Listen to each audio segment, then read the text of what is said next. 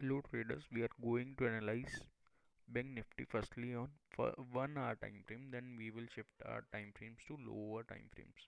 So भाई अब देख क्या पा रहे हैं, आप देख पा रहे हैं कि ये हाईज नहीं टेकन आउट हो पा रहे हैं ऊपर की तरफ। इसका मतलब स्ट्रक्चरल अगर मैं एनालिसिस कर रहा हूँ तो मुझे दिख रहा है कि ये स्ट्रक्चर कैसा चल रहा है। लोअर हाईज लोअर लोज फॉर्मेशन का बनता हुआ दिख रहा है मुझे, ठीक। तो भाई डाउन ट्रेंडिंग मार्केट में हमेशा शॉर्टिंग साइड की अपॉर्चुनिटीज़ को ट्रैक किया जाता है। जैसे कि मैं ट्रेंड ट्रेडर हूँ तो मैं हमेशा ही शॉर्टिंग साइड की अपॉर्चुनिटीज़ को ट्रैक करता हूँ अगर डाउन ट्रेंडिंग बाजार हो। और मैं हमेशा ही लॉन्ग साइड की मतलब कि बाइंग साइड की एंट्रीज को ट्रैक करता हूँ अगर बाजार पॉजिटिव साइड हो। मैं क्योंकि ट्रेंड ट्रेडर हूँ मैं इसलिए ऐसा करता हूँ। ये मूव जो आपको दिख रही है ये भी मैं कहीं ना कहीं कैच कर पाता, जो कि मैं सीपीआर स्ट्रेटेजी लगा के कर पाता। बाकी भाई हम लोग ने फिर शॉर्टर टाइम फ्रेम पे इसको शिफ्ट किया और 5 मिनट पे हम लोग आ गए। तो 5 मिनट पे हम लोग देख पा रहे हैं कि कहीं ना कहीं एक दो दिन से बाइंग साइड यहाँ पे दिख रही थी, ठीक। तो मैंने भाई क्या, अभी तो स्ट्रक्चर तो नेगेटिव चल रहा है, कहीं ना कहीं इस स्ट्रक्चर का ब्रेकआउट भी होता यहाँ पे दिख रहा था, लेकिन क्लोजिंग फिर भी नहीं आ पाई उसके ऊपर। देख सकते हैं हम क्लोजिंग नहीं आ पाई। ये स्ट्रक्चर था 31,731, जबकि क्लोजिंग आई है 31,625। मतलब उस स्ट्रक्चर के ऊपर क्लोजिंग तो नहीं आ पाई, और ये कहीं ना कहीं नेगेटिव फ्लो ऑफ न्यूज़ की वजह से ये इतना डाउनफॉल आया था। परसों अमेरिका में एक न्यूज़ आई थी कि कैपिटल गेन टैक्स को डबल कर दिया जाएगा, उसके बाद ये बाजार टूटता हुआ दिखाई दिया था।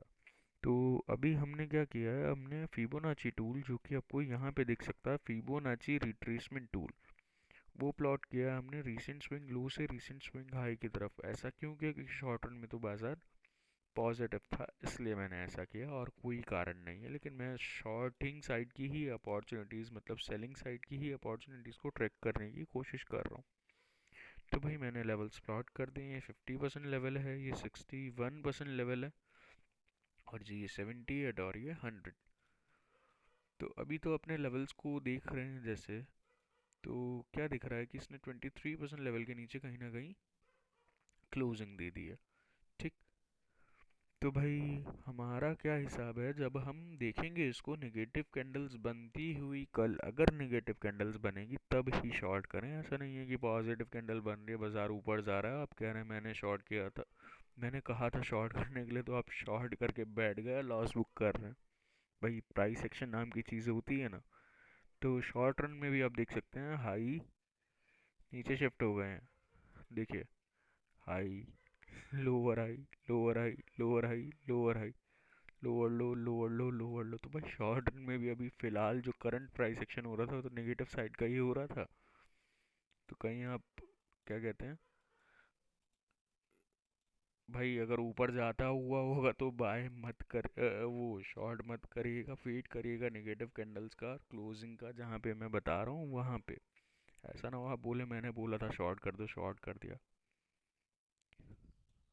लॉन्ग भी नहीं करना है अपनी मर्जी से, लेकिन हाँ शॉर्ट रन में भी ये स्ट्रक्चर फिर कंटिन्यू होता दिख रहा है, लोअर हाइज लोअर लूज का।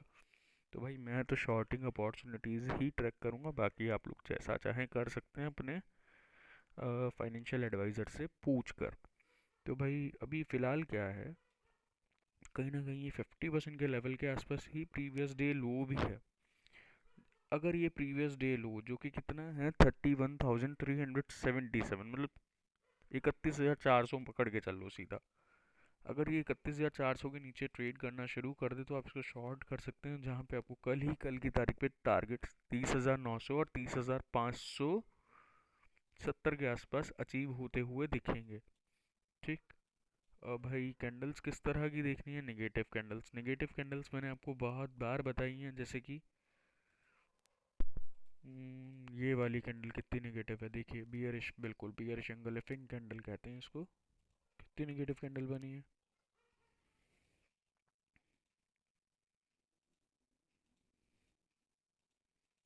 ठीक। इसी तरह से ये वाली कैंडल देखिएगा आप, कितनी नेगेटिव कैंडल है भाई,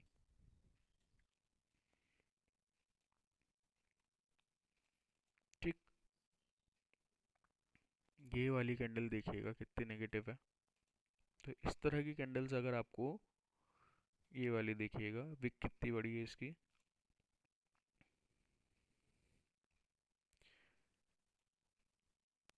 कैंडल ये वाली भी नेगेटिव है, लेकिन ये बशर्ते ग्रीन है लेकिन है नेगेटिव।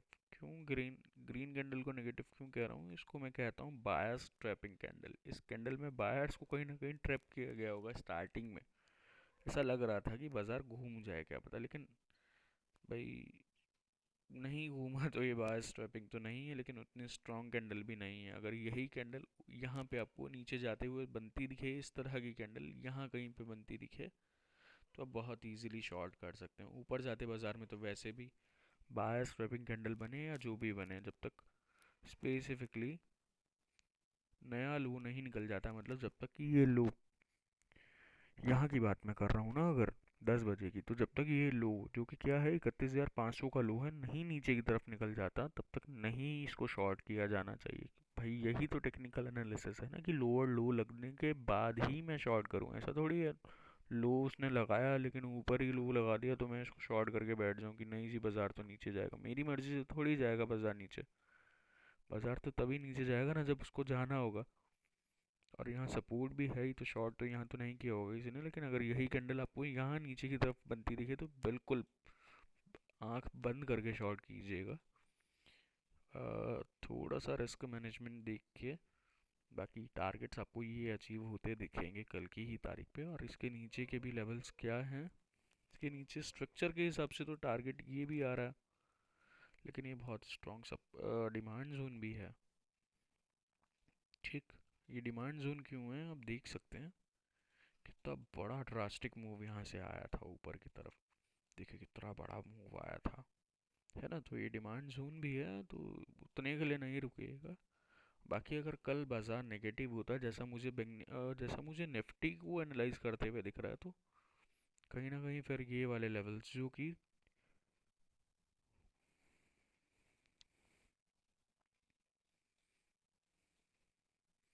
ये वाले लेवल्स हैं 29,672, ये भी हमें अचीव होते दिख सकते हैं कल की ही तारीख पे। क्यों ऐसा मैं कह रहा हूँ, क्योंकि देखिए कोविड सिचुएशन बहुत वर्सन हो रही है, और ये इतनी बड़ी कैंडल्स हैं, ये एक ही बार में खाई जाएंगी। जैसे ऊपर की तरफ निकला था ऐसे ही नीचे की तरफ 29,700 भी निकल सकता है। समझ रहे हैं आप, जितनी बड़ी ये कैंडल्स बनी थी बाइंग साइड की, उतनी ही बड़ी नेगेटिव कैंडल्स भी बन सकती हैं। ये मैं निफ्टी का चार्ट देख के आपको कह रहा हूँ। निफ्टी भी चलो साथ साथ इसी वीडियो में एक बार वापस से दिखा देते हैं आपको, ताकि आप लोग समझ पाए मैं क्या कह रहा हूँ। और निफ्टी नीचे तो खुद से सोलली नहीं जाएगा, बैंक निफ्टी उसको ड्राइव करता हुआ एक बड़ा फैक्टर है। और ये वाली मैं कैंडल की बात कर रहा हूँ, वहाँ पे काफ़ी खाई जा चुकी है बैंक निफ्टी के अंदर नीचे की तरफ, लेकिन निफ्टी में अभी बाकी है। तो निफ्टी में अगर इतना बड़ा फॉल आएगा तो बैंक निफ्टी मान के चलिए आप, फिर बैंक निफ्टी भी कम से कम उसको फॉलो तो करेगा ही। अभी तो खा चुका है काफ़ी ज़्यादा। निफ्टी अभी यहीं है, बैंक निफ्टी काफ़ी नीचे। इसका मतलब क्या, इसका मतलब निफ्टी के अंदर थोड़ा पोटेंशियल ज़्यादा है नीचे आने का, लेकिन बैंक निफ्टी भी काफ़ी नीचे आ सकता है। अगर निफ्टी उतना नीचे आएगा तो बैंक निफ्टी भी 29,000 और 29,700 आते हुए दिख सकता है 1-2 दिन में ही। Thank you traders.